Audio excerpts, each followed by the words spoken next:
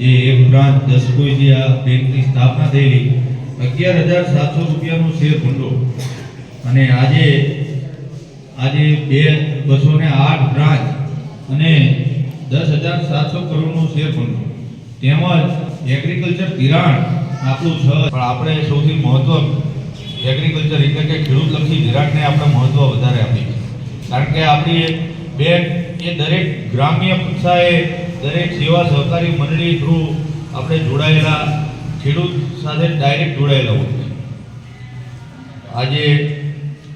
2000માં જ્યારે અમિતભાઈ શાહ સાહેબે બેંકની જવાબદારી સ્વીકારી ત્યારે બેંક ખોટમાં હતી અને બીજા વર્ષે બેંક નફો આ વહીવટ 2003 સરકારમાં ગૃહમંત્રીની જવાબદારી મળતા અજયભાઈને આપી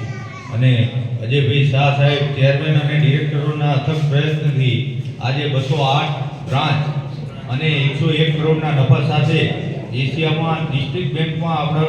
પહેલો નંબર એવી બેંક બનાવી. આપણે સાથે એક સેવાકીય પ્રવૃત્તિઓ પણ દર વર્ષે આપણે કરતા હોઈએ છીએ, જેમ કે દર વર્ષે વૃક્ષારોપણના કાર્યક્રમો હોય, મેડિકલ અને દર વર્ષે આપણે કાર્યક્રમો કરતા હોઈએ છીએ. સાથે આપણે ખેડૂતોના અકસ્માત વીમા 15 લાખના એ આપણે દરેક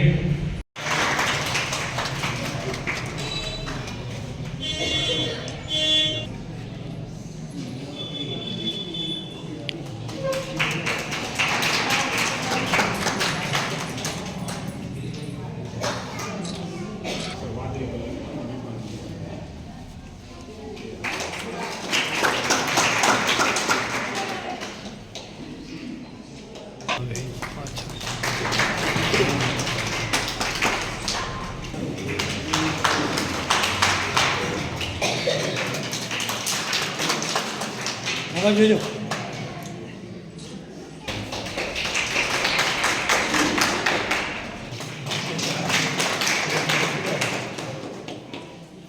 અમરતભાઈ ચતુરભાઈનું સ્વાગત દેવેન્દ્ર.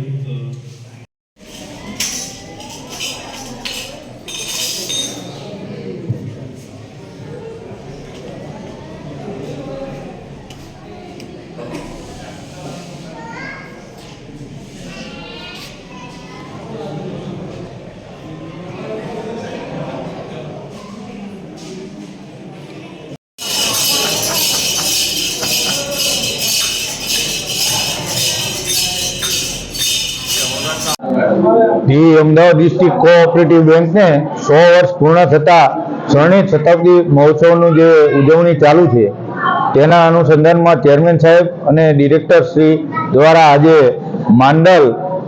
ગામમાં માંડલ સેવા મંડળી તેમજ રામાનંદ સેવા અને માંડલ વિકાસ મંડળી દ્વારા આજે માંડલમાં આયોજન કરાયું છે, જેમાં મંડળીમાં મેડિકલના સાધનો તેમજ સેવાકીય પ્રવૃત્તિઓ, વૃક્ષારોપણ,